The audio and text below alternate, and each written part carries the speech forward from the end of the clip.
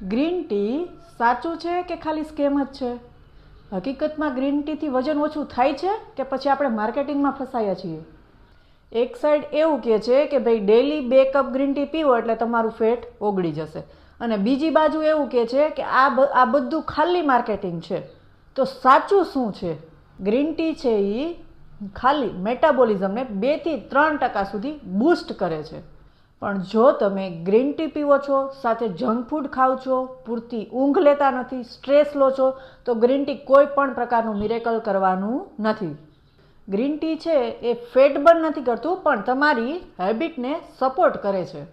તમને શું લાગે છે, ખરેખર ગ્રીન ટીથી રિઝલ્ટ મળે છે? તો કમેન્ટમાં લખજો. અને ગ્રીન ટી લવર હોય કે હેટર હોય, તમારો એક્સપિરિયન્સ છે એ કમેન્ટમાં શેર કરજો. આવી જ રિયલ હેલ્થ ટોક માટે ફોલો કરો Aditya health care doctor Komal સાવલિયાને. Thank you.